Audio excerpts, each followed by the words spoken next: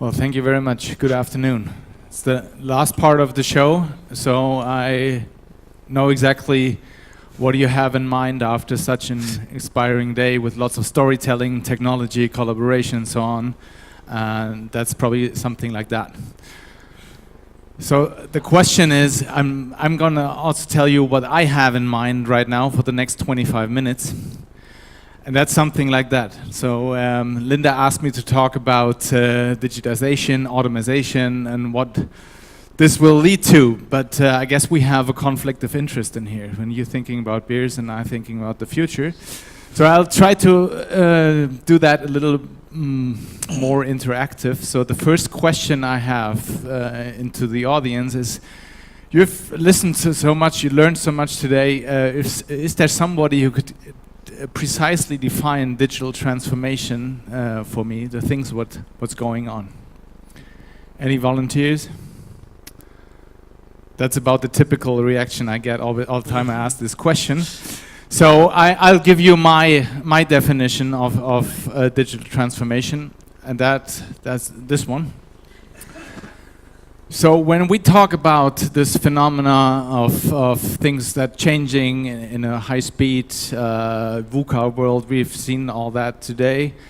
I think it's quite comparable when teenagers or pranksters talk about making love for the first time, because nobody admits that they don't know, have no idea, no clue about the whole thing, and that's the problem we're facing right now. And the trouble is, when we talk about digital transformation, is it's really hard to grasp. We have been hearing a lot about storytelling this morning, and if you talk about exponential growth, it's really hard to explain that. Just to give you one example, if I ask you to imagine 30 linear steps, that's quite easy, right? So it's about 30 meters, it's the end of the hall, you can go step by step by step. But humans are really hard, or they have trouble to imagine exponential steps. So 30 exponential steps is quite a long time. So if you double your steps every time you make a step, and you do that for 30 times, you end up circling the world for like 26 times. And that's really hard to imagine. And that's the stuff we are facing right now in technology. So the only thing, and that's the point I was trying to make with that quote, is that it's not about understanding and having a solution, but it's more about openly, frankly speaking, and creating an atmosphere of candor, and try to evolve that. So it's not about technology. You mentioned that before as well. I mean, technology pushes us and wants us to change things, but we don't. That's not the big issue. The big issue is our mindset and the way we're coping with it. So if I ask you, I know it's late in the day, but maybe you could just raise your hands. Don't worry, I'm not going to ask you to define stuff again.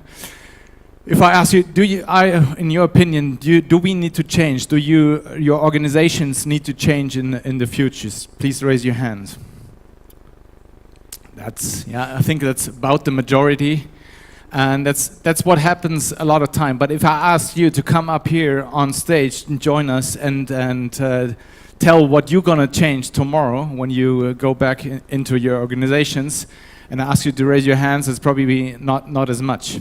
So this phenomenon we have with a lot of change issues. So that's everybody says we need to change, we need organizations to change, we need business models to change, and so on. But when it gets concrete, everybody is like hiding away, and it's like, well, move to the next floor, but please don't start in our division.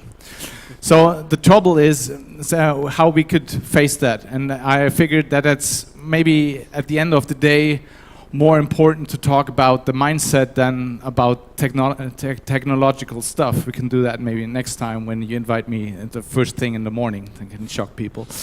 So I thought about storytelling to wrap the whole thing up, and let's go back to the ultimate story. And I found the 7 vices, capital sins, and I think we can even translate them to the digital world. So I'm gonna show you the 7 sins and what companies, and from my opinion, we work a lot with companies. We educate digital change makers in our academy, but we also work inside many companies in Germany and all over the place. And those are the 7 digital sins I can tell you about. So the first thing is the sin is pride. What we face is a lot of wrong mindset. We've been talking about mindset, but if you want to change things, and if you really want people to believe that you are changing and the leader themselves doesn't change, it doesn't make any sense. People want to follow, but they want to see that leaders change as well, and that's a big trouble in terms of digital transformation. So what we rather need is what we call a growth mindset. So we need to change the way we think about things, about making failures, facing challenges, and about being perfect. So we need to reboot our system and be more in a growth mindset position so that we can face the challenges and we work together as teams. So thank you very much for all the work you've done for me, so I can be a little bit shorter about that things. The second vice is greed, and what I mean by that is that we have a lot of people wanting to change and starting initiatives, but they don't do it the whole way. So they have innovation things going on, storytelling, stuff like that, and change events, but they don't push it the full ways because they want to defend the status quo, and there's no wholehearted willingness to change. And I think if that happens, you shouldn't change at all because it's just a waste of time and money. What you should rather do is, I mean, it's nothing bad. That's an example from the economy. So like a good established company is always good at developing a product and making it better over time. That's basically what happens here. And then you end up being at a premium quality and cannot develop it further. So and then you demand your organizations to do something else because you fear of being disrupted. So you want them to go like this, more or less. But if you don't establish an atmosphere and want it the whole way, this jet is never going to take off, and that's what happens a lot of times. So you shouldn't ask yourself what happens if the new initiative fails. Ask yourself what happens if it gains traction. Are you willing to cannibalize your old products, the old systems, and so on? That's the more important questions you should ask. The next capital sin is hedonism. Of course, in the Bible, or it's lust, but we will leave that out for today. What I mean by that is we shouldn't so much focus on ourselves. What I see especially in large corporations where we have a lot of hierarchies, you always have a lot of career management, and people think about their personal efforts and careers very much, but they don't take responsibility for the things. In our startup setting, there's a saying or an abbreviation. It's called OPM. It's other people's money. So it is like you don't have any responsibility for the money. You spend it and you do it. And that's what happened in a lot of companies. And we need more entrepreneurship, more responsibility. We've been talking about purpose this morning. And I would just make that point again. Purpose is really important. You should answer the why. We're very good at telling what we do, no matter if we talk about the clients or internally. It's the same thing, but we are very bad at explaining why we do things. And that's not only in communications, it's also in terms of strategy. Just let me give you an example from banks, for example. They're facing hard times because they ran out of business models. They basically don't know how to earn money anymore. And what they do is they cut costs all the time. So they think that cost cutting is a business model, which is not.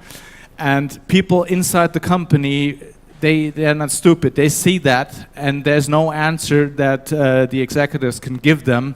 And there's a gap where the white comes in, and everybody's asking what is that leading to, and you need to answer the new vision, the new direction, and otherwise you don't have, you lose tractions to your employees. So the next vice is wrath.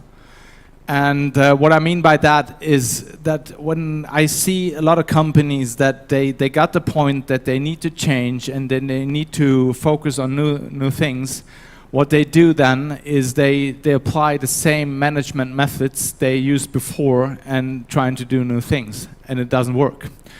So, for example, I've many companies now sending all their employees to have design thinking, innovation courses, management trainings, and so on. And then they put a check mark on it, the managers, and say, well, I leave it to communicators, to somebody else in the company, and it's not my focus anymore. I've been talking about role modeling before, but then also what they lack to, or they don't understand, is that cultural change is a long-term process, and you cannot direct it the same way. So if you want cultural change, you cannot delegate it and you cannot order it to the people. You can only change the conditions so that culture can change. So this is quite an old chart, but when we talk about system change, it's really interesting, and you need all of these ingredients to make change successful. Otherwise, you will be in trouble at some point or the other. And that's the point I was trying to make earlier, is that you need all of them, and you need to have the commitment for the whole way. Otherwise, it's just a waste of money, and that's what happens a lot. So the next one is gluttony. What I mean by that is that we're always thinking too big in established corporation, and it's really hard to change companies. One of our clients is the German small company called Siemens, with about 350,000 employees worldwide, and it's really a tough cookie if you want a cultural change to make it happen. So I would argue that large organizations are not too big to fail, but too big to change. So you need to change the way you approach things, and so it's more about becoming more agile and stuff. And it's not easy to do that. So you have to cut the whole big organization in smaller parts. Otherwise, you won't have any chance to change things, because the processes are too long. If you, for example, I won't mention the name, another company, a big automotive company from Germany, if you want just a simple supplier number from them, for a small startup like mine or my company, it's 23 steps in the process to get a freaking number. And that takes like 6 weeks. When people like I do say, well, send me a form, a digital form, I put all my data in there, and that it's in the data warehouse. That's it. It's just 2 steps. But that's what happens in reality. And if you want to change and agile and becoming gaining more speed in such processes, it's never gonna work. So you need to split up and have more like small entities to change. So the next part is envy. I think we've been talking about failure culture before. I'm going to talk about that in a second again. So we need to show gratitude. We have been talking about, I think that's a big issue here in the Baltics. I've learned this morning. But I think we need to, in a positive way, talk to people and appreciate what they do, and also talk about the failures on the other hand. Otherwise, we create stupid organizations because we don't learn anything. So what we need is, in the startup methodology, it's called lean startup, is constantly build up hypotheses, put them into the market, internally, externally, doesn't matter, it depends on the case, and then measure the results with the recipients, customers, employees, whatever, and then learn from it. And what usually happens when you do that, you just, in an established organization, you just cut it off and then put it in the drawer and never talk about it again. That's what I mean by stupid organizations.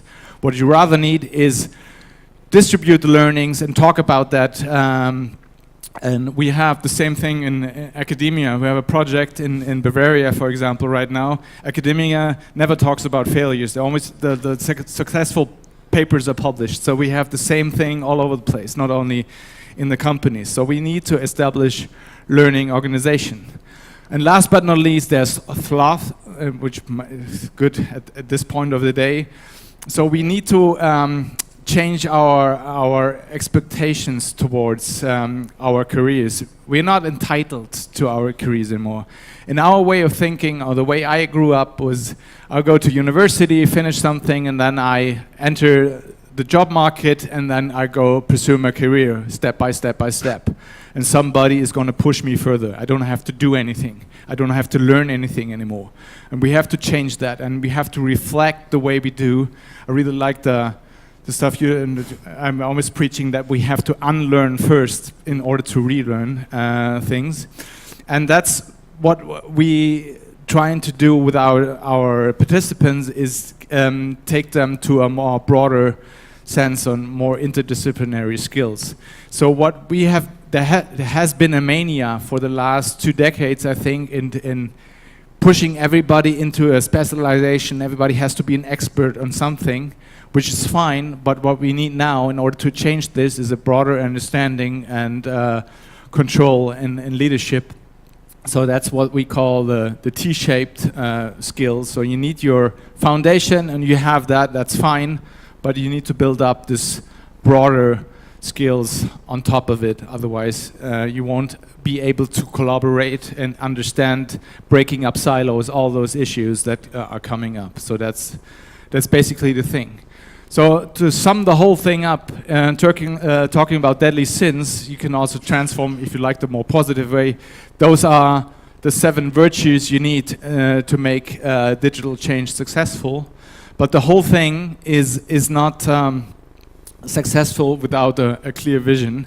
And I want to close with a famous quote by Jeff Bezos, the founder of Amazon, who said, "We are stubborn on vision, flexible on details." And I think if you like Amazon or not, it's a perfect example of a very strong vision and being flexible and being able to experiment all the time. So the big vision of Jeff Bezos is the everything store. It wasn't about books and certain products. It's about delivering everything to the face of customer with one click, and that's what they basically do all the time. And that's really what's important to lead people into the future, is to give them that direction, and that makes it possible that you're flexible and be able to experiment in your everyday life.